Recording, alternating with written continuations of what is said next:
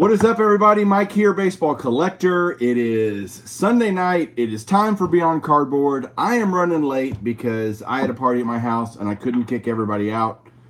Because if I told them I was kicking them out because I was doing a live show on YouTube, they would laugh me out of the room. They'd be like, and what are you going to talk about? And I'd say baseball cards. And they're like, you're crazy. So I didn't do that, but it's time now. And I'm going to go ahead and, since I'm running late, I'm going to go ahead and introduce our guest tonight. It is none other than topps85401 here. Nate is with us. Nate, welcome to the show, man. Thanks for having me, Mike. Yeah, you're welcome. I am excited. I've wanted you. You're one of the reasons that I wanted to do this show, because I wanted to do this interview with you. I've always liked your personality. I thought you were just very personable and looked like you're always having a great time. And I'm like, man, I want to go be a baseball card junkie. And all the different things that you're involved in. I think it's just awesome. And you deserve all the kudos and success that you're having on YouTube, man. Good job.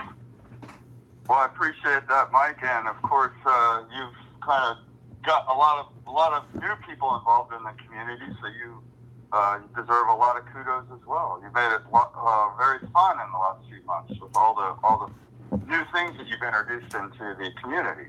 Well, thank you.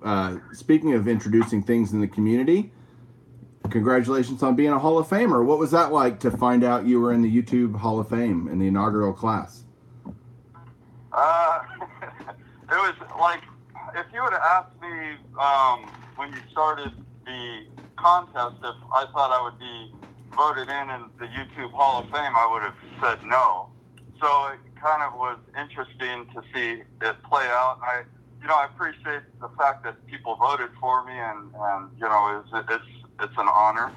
So I was, by the time you announced it, I wasn't surprised because I've been watching all the videos and everything, but I wasn't expecting to be one of the people voted in when you announced it, because there's been a lot of people in the YouTube community over the years. So, and I've been around for a while, so I've seen a lot of people come and go, and there's just been a lot of great YouTubers. So, well, I hope when I get to see you at National, because I know you're going to National, I'm going to be giving you your YouTube Sports Card Hall of Fame patch here. So yeah, I saw that. That's awesome. They're pretty cool. Yeah, very nice. And I got enough of them where I'm going to be doing this for a while, so I'm excited about that to kind of see how that grows. And anyway, what's up, Aaron? There's so many people already on. Thanks, everybody. Appreciate everybody joining in. Make sure you're asking me questions that you want me to pose to Mr. Nate as we go along here tonight. Once we get rolling into some questions, we'll have a time for audience participation, have some fun with that. So again, thanks everybody for joining me. If you're just joining, we got Nate on with us, topps85401. Everybody knows who he is. If you don't, we need to talk, because you need to be following his channel on everything that he and Eric are doing. So let's kind of get into some questions. Nate, are you ready to roll? I'm ready to rock and roll. Good deal. So how old were you when you kind of got started collecting, and what kind of got you started collecting? So, there's kind of two introductions I got in hobby. The very, very first introduction was my grandma had saved my father's baseball cards from his childhood. And I remember just being a real little kid, in the late 70s, and every time I went, my dad would take me to my grandparents' house, I'd want to check out the baseball cards, and she always had them in the cabinet, like right in the living room. And I'd pull them out, and they were all in rubber bands, and I'd just play with them. And then my dad would take me to the liquor store, and he'd always buy me a couple of packs. So I remember that. I was probably about 5 years old, and then that didn't last very long though. And then my second introduction into the hobby, when I really got into it, was in 1983, and I had an older friend. He was a couple of years older than me, and he was a huge Oakland A's fan, and I was a huge Oakland A's fan. At the time, I only lived like 1 block away from the BART station, which is basically like a subway system in the Bay Area. Okay. And we used to go to a lot of Oakland A's games together, and so that's just got me started collecting baseball cards at that point. He's an older guy, older friend, about 2 years older than me, and I just started buying packs, and the rest is history. Awesome. And the set you got from your dad is 59 tops, right? Well, those are, yeah, I got a bunch of 59 tops from my dad. Yeah, those were cards from a. Yeah, you completed it, right, though? Yeah. That was something like, I remember around 1988, that was something I always had kind of like just in the back of my mind, that someday I'm going to finish that set when my dad passes the set down to me. That's awesome. It's always something I was thinking about, yeah. So, if you grew up an A's fan, how did you become a Giants fan? How did that happen?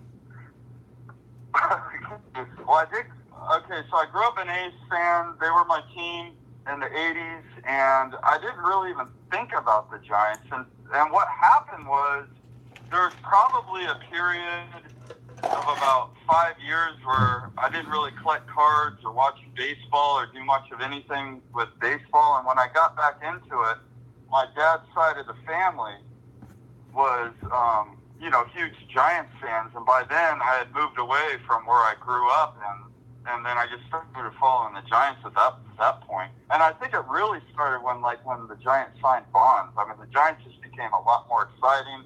And of course the A's lost Canseco and all the big players. They moved on, and McGuire always had that heel injury kind of in the mid '90s, and the A's, their domination just kind of faded out. Right. And so I just kind of, being a Bay Area guy, I always liked the Giants, but they weren't my main team. I mean, the A's, as a kid, but they weren't my main team, and then it just kind of flip-flopped. Interesting. So, I think that's not. I don't think that's an uncommon thing in the Bay Area. It's as uncommon as you might think. So normally I ask my guests the next question is who their favorite player is, but I think we all know that it's Barry Bonds. So I won't. But I know you like some of the other Bay Area guys. Like, do you like Will Clark and Canseco and McGuire and Giambi and all those guys, or what? Oh yeah. I mean, I'm a baseball fan, so I like all the great players. But yeah, I mean, of course, Bonds is, that's the guy. That's my favorite of all time.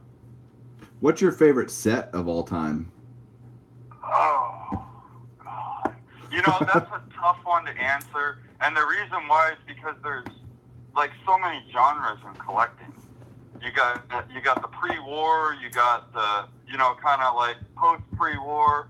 And then you got the 50s through the 60s, and then maybe the 70s, and then the junk wax, and then, the insert sets in the 90s, and then the stuff they're putting out today. But if you were to ask me what my favorite, if I had to pick one set, I would have to go with the 1983 Topps. And the reason for that is that's my first real set that I collected as a kid, the packs that I really started.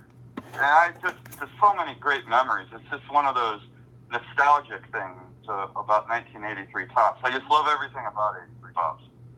Check out the card I'm showing right now. Bam, 83 Topps. Yeah, very nice. Ricky Henderson. Oh, man, that card brings back so many memories. I mean, that was like gold when I was a kid. My buddy, his name was David. Okay. The guy that was a little bit older than me, and that was the ultimate card right there. Just such a beautiful image. Love that card. It is. I love it too. Besides, obviously you're a Barry Bonds super collector, but what else do you focus on for your collection?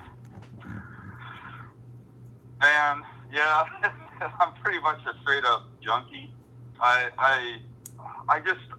It just depends on what mood I'm in. I mean, lately I've been on this Josh Gibson kick where I'm trying to pick up Josh Gibson stuff just because he's just one of those players that I'm just completely fascinated with. I don't know too much about him as far as the person, but as a player, he's just pretty fascinating. And I like 90s inserts. Love 90s inserts. There's just so much to even to this day that I need to learn about 90s inserts. and just Hall of Fame players. I mean, just all kinds of stuff. I'm all over the place. I like everything. I just love everything about all the cards. I mean, anywhere from a 25-cent base card on up to thousands of dollar cards. I just love them all. So I do get sidetracked sometimes. Don't we all? Don't we all? Yeah. Is there a I think it's good I get sidetracked. Go ahead. You finish. I'm sorry. Oh, I was just saying, I think it's good that I get sidetracked sometimes just because there are just times where, like, the bonds cards go dry. There's just nothing out there. You know, sometimes it'll be a month or two at a time where there's just nothing new I can find to pick up for my collection. So that seems hard to imagine, but how many cards does Bonds have? How many different cards, like on Beckett or wherever you would get your checklist? Well, I mean, if you include all the one-of-ones, it's up there like 18,000. But you take away all the one-of-ones, and it's probably closer to like 12,000. So, which is still a ton. Yeah, he's got a lot of stuff. I mean, and the thing about Beckett is there's a lot of oddball stuff of Bonds that's not even on their checklist. So it's really hard to find like a good checklist for Bonds, like to really know everything that's out there with him. Do you not have your own checklist that you've created? I do. Okay. I printed one out. It's in a 3-ring binder, and there's got to be at least 200 pages, and that's with me taking out the majority of the one-of-ones. It's overwhelming. The checklist is overwhelming. Right. Do you take it? Unfortunately, I didn't get started on the checklist till like a year ago, so I don't really done much with it. Do you take it to shows with you and stuff to just make sure you're not buying something you already have? No. The problem is I printed out the checklist. That was the easy part, though. Actually checking the cards off that I have is the hard part because it's overwhelming. I mean, it would literally take me a year to go through all my cards and check them off on the checklist, and I just haven't had time. So I have it printed out, but I haven't actually checked the cards off that I have. Yeah, I think going back to Josh Gibson, I think he was perhaps the greatest catcher of all time. You could easily make an argument for it. Sadly, he was never, able to go to, there was some talk that he was going to be the first African-American to play in the major leagues, but he was too old, I think, at the time. I can't remember the whole story, but he was phenomenal. Well, so yeah, he died very young of a brain aneurysm, actually, is what happened. And so, I mean, he was still, he was an active player, and it's, kind of too bad, but, yeah. Well, talking about the hobby a little more, what is a niche in the hobby that you wish you had gotten into that you never kind of got started? Well, the niche in the hobby, I would say, just because it's almost to the point where it's too late, but like higher grade vintage on like players that I like a lot. Like, for example, like a high grade vintage Willie Mays rookie card, stuff like that. I mean, just those cards are now at the point where it's like it's a niche in the hobby that it's really hard to get into now, just because that stuff has just skyrocketed so much over the last 5 years. Yeah, it's kind of like something I never got into. You can kind of go, all right, I want a car or I want a Willie Mays rookie. I mean, it's like exactly it's that crazy now. It's so people that jumped in on it, 5 years ago, they hopped in at a good time. But it's like high grade vintage is one of those things. I mean, when was the best time to buy a high grade vintage? And you could always say throughout the course of collecting since like the 1980s, 5 years ago. So in 5 years from now, I'll probably be saying I should have bought it 5 years ago. Right. Just keep going and going, I think. What's kind of your dream item? Like, if you could have one item for your collection that you would just go, whoa, what would it be? Okay, so I'm going to answer that. I'm going to give you two items. One is one that would change my life, and one that would be like the card that I would really love to have. But when I say change my life, it would be a PSA 10 1952 Topps Mickey Mantle. And the reason why I say that is who knows what that card's worth. It would probably be the holy grail of baseball cards based on what the PSA 9 sold for. So that card would literally change my life. But that wouldn't be like something that I would keep in my collection. So if I were to have like a dream item, something that wouldn't leave my collection, it would be the highest example of a Willie Mays rookie card that I could, available. Right. Probably a 9. So I think there's a 9. If it was available, yeah. I'd love to have a 9 Willie Mays rookie card. That would just be unbelievable. Who is a current or former baseball player that you would love to have a beer with and just hang out with? Oh God, there's so many. I mean, I knew you were going to ask this question. I was thinking, well, Babe Ruth, Jackie Robinson, Josh Gibson. But, the one guy that I think, and of course Barry Bonds would be there, but, the one guy I think that I would get the most out of, and it's just, I just love watching him being interviewed, is Buck O'Neil. He's not even a Hall of Famer, but should be. He was a Negro League player, and if you ever watch Ken Burns baseball and you watch the interviews with Buck O'Neil, that smile on his face will light up a room, and the way he tells a story is the reason why I would want to sit down and talk with him. And he seems like that. I mean, I know he's passed away now, but he seems like when he was around and he would talk about baseball, it seems like he wanted to share his experiences, and he took pride in the experiences he had in the game of baseball. And I think that he would just be wonderful to just sit down and just pick his brain. There'd be so much invaluable information just sitting and talking with Buck O'Neil. That guy was awesome. I totally agree. Loved him, and I bought an autograph of him just because of that Ken Burns special.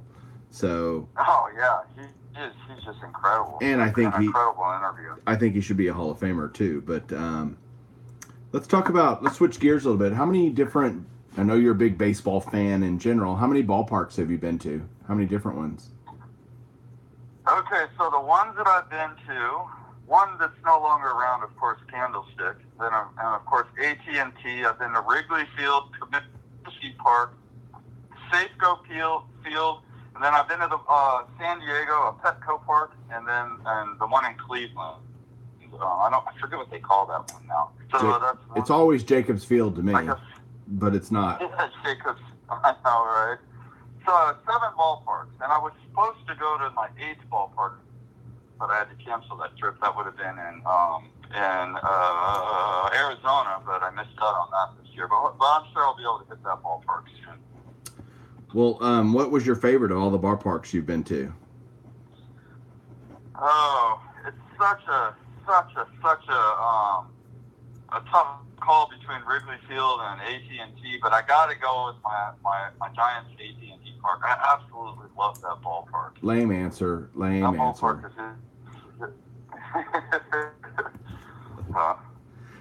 it is nice. I've been there. It's a great ballpark. I've been there several times. I think it's a great ballpark. I do agree with that.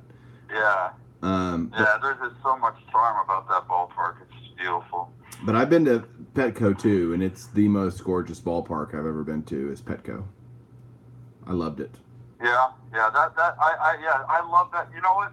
I have to say, probably my best experience at a game was at Petco, as far as just because the weather there is incredible. I mean, one thing about watching a ball game in San Francisco is when you go there, you have absolutely no idea what the weather's going to be like, and what the weather is like when you get there has nothing to do with what the weather will be like during the ball game. So you really have to dress in layers and you have to dress in layers.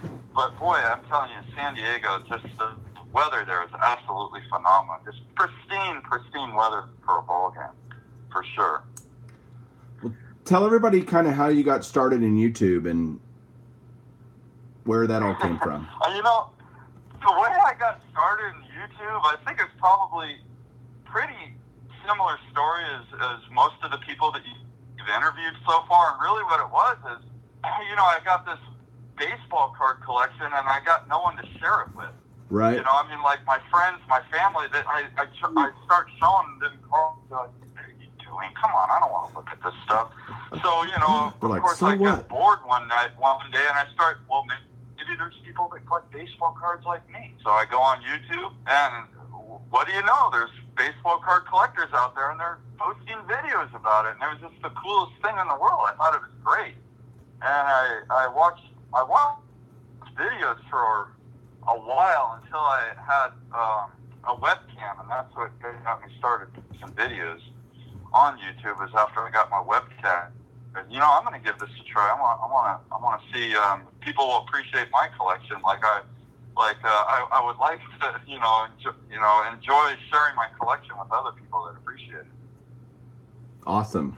Where did, I mean, I know the answer to this, but maybe some people out there don't. Where did topps85401 come from as your handle? topps85401, yeah. I like saying it like that now. But, hey, wait, I want to answer. Can I So- answer for you? I got an idea. I'm going to find the answer. Hold on one second. I know I have it over here. Hold on. I have to find it quickly. All right, yeah, that's awesome, yeah. I got it. Here it is. I'm sure most people know it by now because I've talked about it.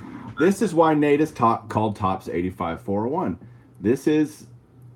It's a Topps card from 1985, and it's number 401, and it's the McGuire USA rookie card from 1985.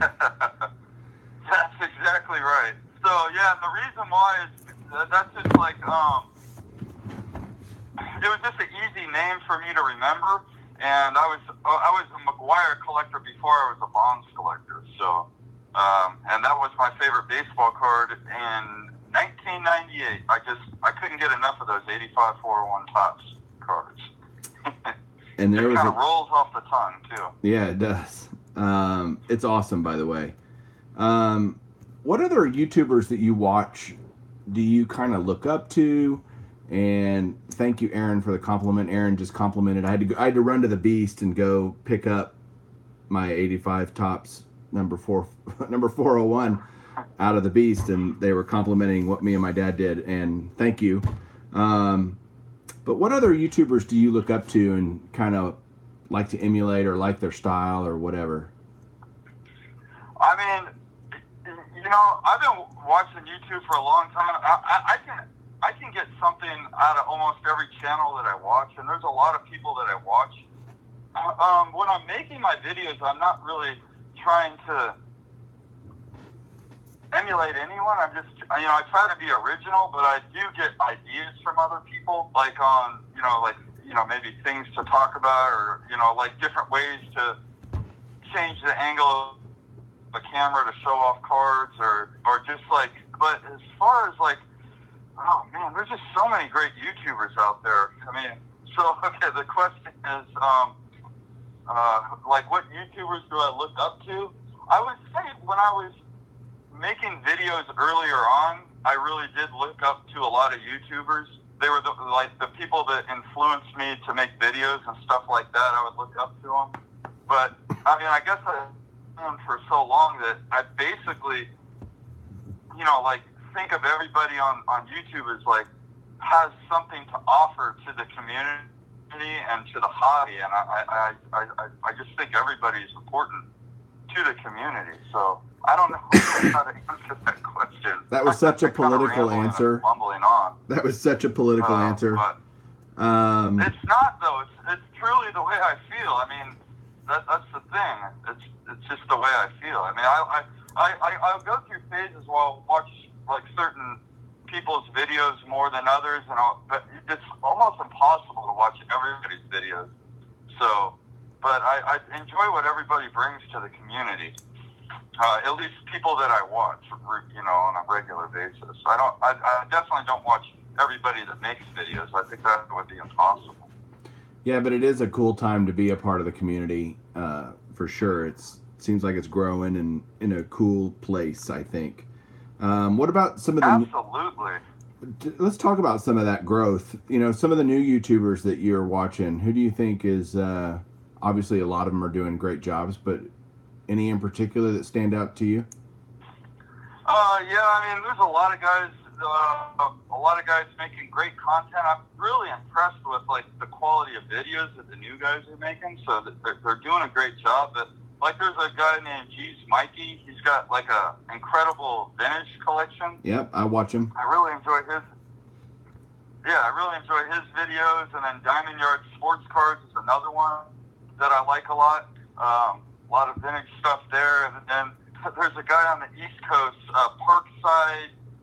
LI88. 88. Yep. Yeah. His videos are fun. He's definitely original. I enjoy watching his videos. And then there's like a lot of guys that are kind of on the newer side, but not brand new that I watch.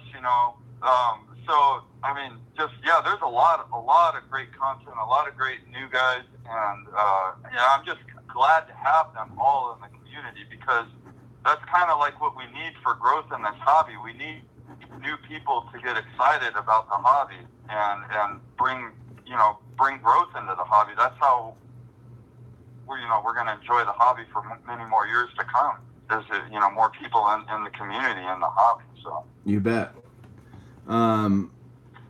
Moving on to a little beyond cardboard questions. Sorry, I'm writing down another question somebody wrote in. Okay, right on. Where did you grow up, Nate? So I grew up in the East Bay portion of the Bay Area. Mainly, by the time I was 18, I had literally moved. I think I counted 20 times. So I was not like the type of the guy that lived in the same house throughout my whole childhood. But I grew up in the East Bay, mostly Richmond, California, but I did spend a lot of time in El Cerrito. El Cerrito and Richmond were kind of like two cities right next to each other. So that I would say El Cerrito, Richmond, kind of a combination of the two. Okay. What in the Bay Area. Tell everybody what you do for a living. How you make your money to buy cards. Well, I work at mattress firm. I manage a mattress firm. Okay. So I am a mattress salesman. All right. So actually, I enjoy my job and I'm really good at it. So. You gonna keep doing that for a while? Probably out of everybody you've interviewed, I got the lamest job. That's the most boring job on the outside. Talk about your wife a little bit. Kind of tell everybody how long you've been married. Kind of her story. I think it's a phenomenal story, very uplifting in terms of, for me, I admire your dedication to your wife, and we all should be dedicated to our wives. But I'm just saying, seeing that play out with you through the hobby, through knowing you, it's pretty admiring. I mean, I just really look up to you for it. So talk about that a little bit. Yeah. So my beautiful wife, Sandra, I've been married to her. We got married on a little bit over a year ago. It was February of 2017 is when we got married. We met about 4 years ago, though. So and basically, yeah. I mean, I know what you're talking about. Like she got diagnosed with breast cancer like a day before our first 1 year anniversary. And she's just wonderful wife, and she's a big sports fan, and we were watching the Giants game together before this interview started, and watching a little bit of the basketball game. But she's like the most perfect woman I could have ever found, and I mean, a lot of people know that that she's diagnosed with breast cancer, and I talk about it a little bit on YouTube, and I don't know, it just kind of came out one day. I was making a video, and I figured I'd mention it, and it just kind of, I got a lot of support from the community. My wife, she's seen a lot of the videos and comments and stuff from people in the community as well. So now I can just talk about it a little bit, and I figured kind of will be an interesting vlog in the future for my wife and I to kind of reflect on as well, if we ever decide to go back and watch the videos. It just... but that's why I've talked about it and shared with the community a little bit about what we're going through. Well, but yeah. I know y'all don't have any kids. Do you have any kids from any previous relationships or anything? Yeah. So Okay. I was previously married, and I have a 19-year-old son. His name is Hunter, and then my wife, she has two daughters, and one is 24, and the other one is 26. So I have two stepdaughters in addition to my 19-year-old son. Is your son named after Hunter Pence or no? That's a great question. Actually, I just like when my ex-wife and I were trying to figure out a name. I wanted to give a name that would be a fun name for a kid to grow up, and so I saw Hunter in like a name book. I said, that's it. It's gonna be Hunter. His name's Hunter, and I to this day I think it's a great name. I love that name, and it fits him too. My son makes a good hunter. That is awesome. What does Sandra think about your collection? Well, when she met me, I had already been like a straight baseball card junkie, and she is completely supportive of my hobby and my collection. And it's awesome because, like, it's interesting when you get married for the second time and you're in your like mid-40s or like the age that I'm at. It's interesting because we already are who we are. It's not like we're going to grow into somebody else. So she already knew I was a baseball card collector, and she completely encourages me to have this hobby. And it's important that she has her hobbies, I have my hobbies, and so yeah, I mean, she's awesome, man. She loves the fact that I have a hobby and I have this card collection. Do you have any other hobbies besides cards, or? I would say probably like my biggest hobby besides cards is just like trying to keep up with the scientific community. And I never ever talk about it on YouTube, but I spend a lot of time like like looking at like astrophysics and all the different discoveries, and then like quantum mechanics, and I like to and just stuff like that. It really fascinates me. I spend a lot of time like doing research on it. Like there's a lot of information on YouTube, and then like the Science Channel, and I read books. I've read a few books, so stuff like that just fascinates me, and I like to challenge my mind and like think about the world in like ways that most people don't think about the world, and it just kind of gets me out of like the reality of life, and it kind of helps me just deal with things sometimes when I'm having difficulty. I can look at the world in a different way. So. Well, we are. Those are my hobbies. Go ahead. We're doing a science. We're doing a science hour next week. We're going to do that beyond Earth, right on. Beyond Earth or whatever. But oh man, that's cool though. Sometimes I bore my wife to death because I'll talk about like all kinds of like different things with her. Well, I never knew that about you though. That's really cool actually. Yeah. So one last question on the Beyond Cardboard, then we'll move on to some audience questions. If you could walk around with one theme song playing in the background, who would it be?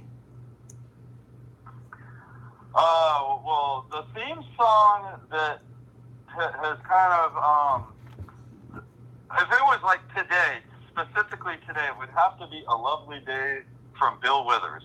Okay. Right now, I'm just really digging on that song, even though I'm a metalhead, right? So who would think like somebody that's like a metalhead wants to listen to Bill Withers? But I do like all kinds of music, and for whatever reason, that song is a very uplifting song, and it really puts me in a good mood every time I hear it. So, A Lovely Day from Bill Withers. I know the song.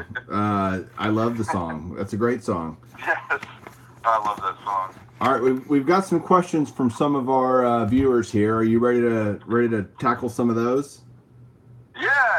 Let's see what people want to know. So we got a question that asks, do you have the 1987 Johnny Ray, the Donruss Johnny Ray error card, Barry Bonds error card?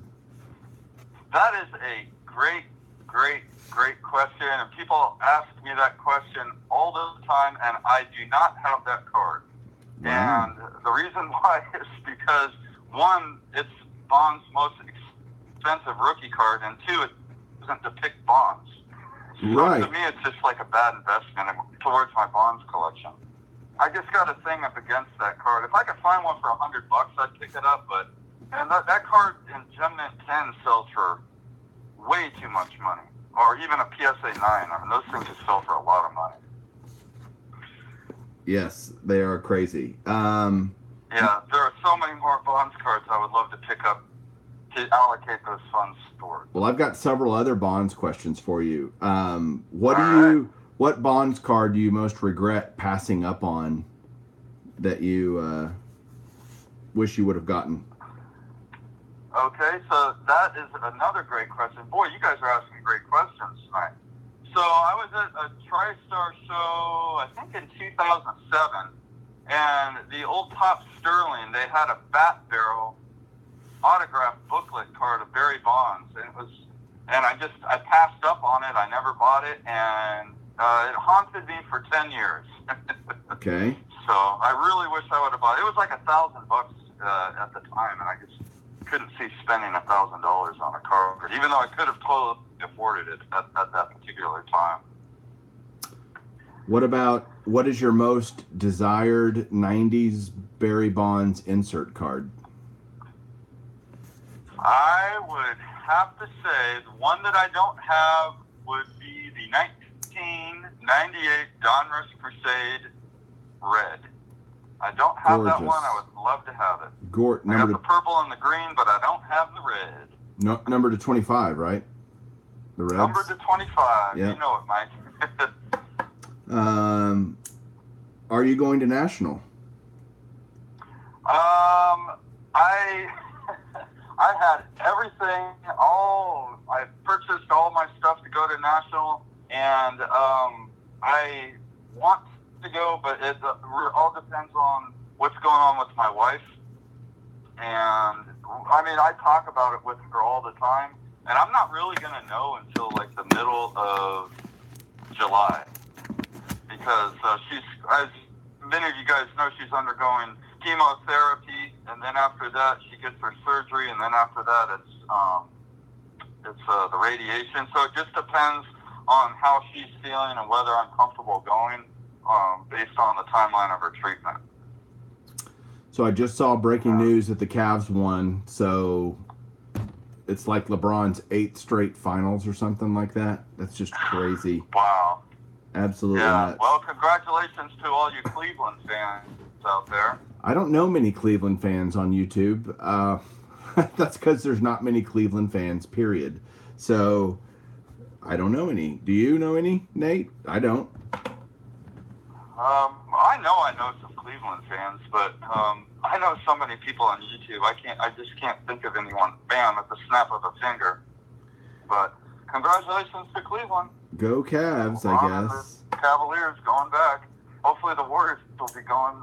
I know most people in here probably don't want to see the Warriors because they want to see Houston, just because the Warriors and Cavaliers would probably be, a little bit redundant year after year after year. But of course, I'm a Warrior fan. Right. Next question. So I better preface this next question because somebody asked it. I think it was Mark from Kentucky asked it. Great question. You have your topps85401 channel. You have another channel called Baseball Card Junkies TV, which is incredibly popular. You guys do a lot of great stuff with a friend of yours named Eric, who goes by the YouTube handle of Titanic Taters. And yep. Mark from Kentucky wants to know how you met Eric. Okay, so I actually met Eric. Actually, Eric came to me, and he saw my channel on YouTube, and then he realized that he was friends with my cousin on Facebook. So one day I get this Facebook Messenger, a message on Facebook, and I get this message like, yeah, I follow your channel on YouTube, and I'm friends with your cousin Erica, and maybe someday we could meet up. I live in Santa Rosa, just like you. And I'm like, what?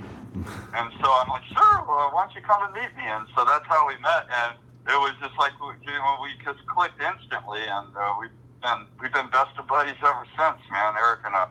So. And you're like, there is someone that's how we met else. through YouTube. There is someone else. There is someone else that collects cards. I know. Yeah, here locally. So yeah, it's funny. It's like, so I met him too, but not like through videos. It's like he just saw me on a video, and then he reached out to me, and that's how we met. So it was pretty cool, though. How long ago was that? That was, oh God, that has to be, I would say about 4 years ago now. So yeah, I would say, yeah, it's got to be right around 4 years.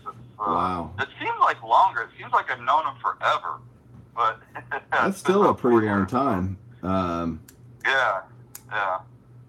All right, I got one more audience question, then we're going to move on to rapid fire. But how often should you replace your mattress? Well, they say replace every 8, so I would say like every 8 years. Okay. How often you should replace your mattress? Gotcha. Now I just got one of those. Oh gosh, what is it? Of course, it's not purple. It's Lisa. I got a Lisa mattress. So. Oh, okay. And I'm digging it. Is that yeah, okay? I hate to say it, but I've never heard of it. So, is that like one of those bed-in-the-box ones or something? It is. Okay. So, yeah, there's a lot of brands that do that. So, but yeah, those are popular. So, they've definitely changed the industry. Retro fan wants to know why a mattress costs as much as an effing car. Well, I mean, it depends on what you're buying. But, the most I've probably biggest sale for a single mattress is probably like 14 grand or something. Holy so they can get up there, but, they don't have to be as much as a effing car.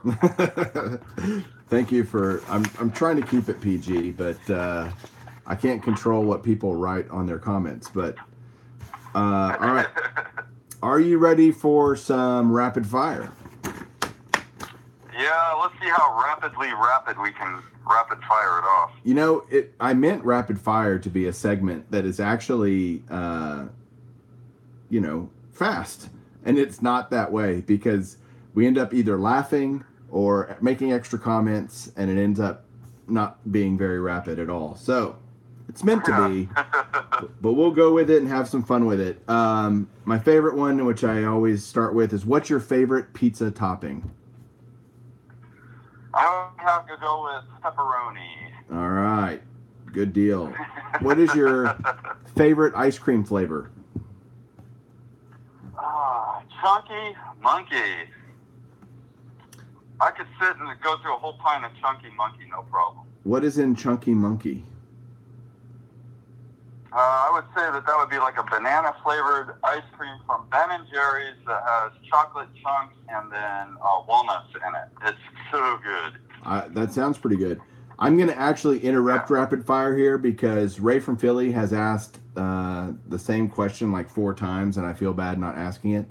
He wants to know. He wants to know what your favorite metal band is, and he thinks it is. Gosh, I can't even remember what he said. Black Sabbath, I think he said. What's your favorite? Okay. Well, Black Sabbath is a great band, and that's a great guess. But, I'm old school, but not that old school, I guess, because now I think about it, Black Sabbath is pretty darn old school. But Metallica is my favorite metal band, probably followed up by Slayer, and then Slayer would be a second close. But I got to go with Metallica. And anything that's like 80s is my favorite Metallica. So my son, who is 18 years old, he, for graduation, I said, what do you want? And I said, you can get whatever you want. I mean, not whatever you want, but you know what I mean. I said, what do you really want for graduation? And I bought him this already, Slayer tickets. He's going to see Slayer. So. Oh, man. There you go. Hey, you know what? Make sure, I'm just telling you right now, make sure that you give him earplugs. And I'm not trying to be funny or anything, but I actually have tinnitus, which is like chronic ringing of the ear, and that is because I went way too many heavy metal concerts when I was younger, and I didn't always bring earplugs, and now, I mean, I've had tinnitus for about 10 years, so nobody wants tinnitus. No one wants chronic ringing in the ear. So just tell them, bring earplugs. That's very, very, very important, because Slayer plays so loud. I mean, it's almost so loud that you can't hear the music. It's like too loud. I mean, you put the earplugs in and you're like, oh, okay, now I can hear the music. So tell them, very important to bring earplugs. All right, that is a great piece of advice. All right, back to rapid fire. Now we'll get back to some rapid fire. We did favorite ice cream flavor, favorite pizza topping. On your hot dog, do you do mustard or ketchup? Oh man, you know what? I gotta do both along with relish, dude. Okay. All right, going all the way. I like it. How do you drink your coffee? Creamer or black? Oh, black. All right. I just can't put anything in my coffee. What is your favorite soda pop? Diet Mountain Dew. Diet Mountain Dew? I would go Mountain Dew, but Diet Mountain Dew? Yeah. It's like, what's the point if it's yeah. diet? Well, you know, I mean, I used to drink regular Mountain Dew. I'll answer the question, but I gained a lot. I mean, I was pretty heavy for a long time, and I lost about 90 pounds.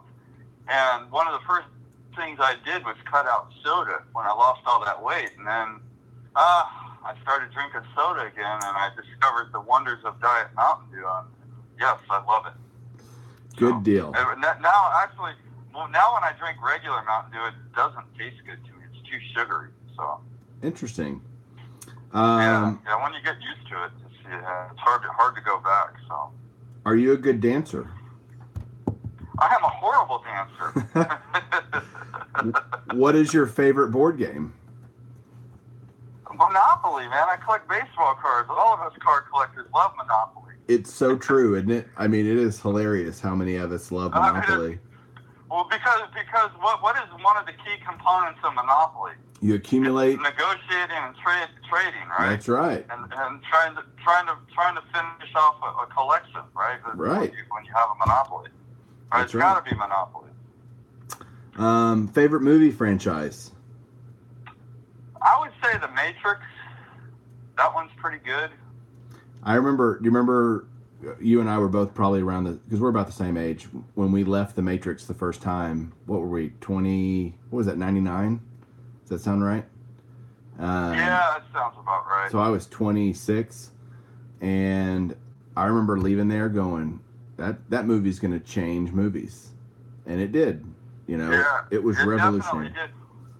Yeah. Well, you know what's fascinating about that Matrix movie is my second favorite movie franchise is the Terminator, right? And I always found that there was kind of like a connection between the Matrix and the Terminator, like the Matrix being further in the future from the Terminator, like after Cyberdyne, learns how to harvest, turns humans into a battery essentially. Right. And then I was reading online a while ago that there's actually like some validity to that, like somebody there's like some kind of lawsuit where someone was saying, hey, all this is like a book that I wrote a long time ago, like the Terminator being the beginning of the book and then the Matrix being, the end of the book.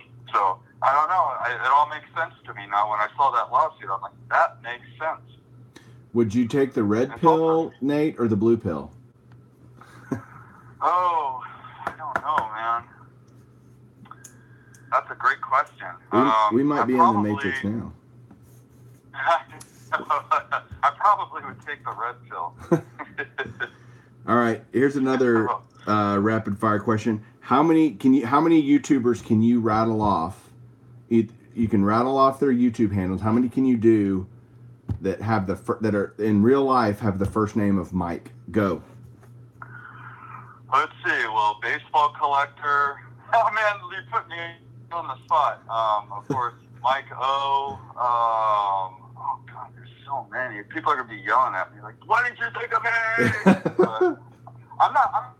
I would be horrible at going on like a quiz show, even though I know the answers. I'm not like one of those people that can recall information at the snap of a button. But God, there's a ton of mics. Why can't I think of it? there's like five mics on here right now, like on making comments. Yeah, I know. Right now. I know. I'm an idiot. There are What so. can I say? I'm an idiot. How about sevens? AR Falcon sevens. Oh yeah. I forgot. Yeah. Okay. Yeah. How about I'm not good. I'm not good at being put on the spot. But Jeez, Mike Mikey. Line TV. Yeah. Mike Line TV. Hitman 23. There's a bunch of us. Hitman 23. Yeah. You know what? You could see I would be horrible at a quiz game, like where you have to recall an answer immediately. That's not one of my strong suits. What's your favorite sport to play? My favorite sport to play is basketball, followed up by cycling, but that's not really a sport. My favorite team sport to play is basketball by far. What's your favorite sport to watch? Baseball. What was your first car? My first car, oh my God, it was like some poopy ass Honda car. Was a Honda Accord from like 1978. Okay. That thing was... How many tattoos do you have? 3. 3, all right. What was and ironically, one is a Slayer tattoo. That's what I remember that. You've shown it. You've shown it on YouTube. Yeah. What was the last movie that you cried at? Oh, man. Dude, you're not supposed to think. You're not supposed to cry at movies. This is, come I on. know. You know what? Mike, you want to hear something crazy? Is I can't remember the last time I actually cried for in life, but the last time I cried definitely wasn't for a movie. But I couldn't tell you which one. Well, you are allowed to cry at different baseball movies for sure, like Field of Dreams, and there are certain areas that crying is allowed, but yeah, definitely. Normally that's a curveball question, but dude, Nate, I know it's really late on the East Coast. It's like 11:20. I know that nobody's working tomorrow, but still, I want to be respectful. We've been on for a while. I really appreciate you doing the show. It was a great episode. Awesome getting to know you better. I hope everybody out there enjoyed getting to know Nate better, and really appreciate you tuning in. Nate, do you want to say anything, final words to the audience out there? I guess I could say one little final word.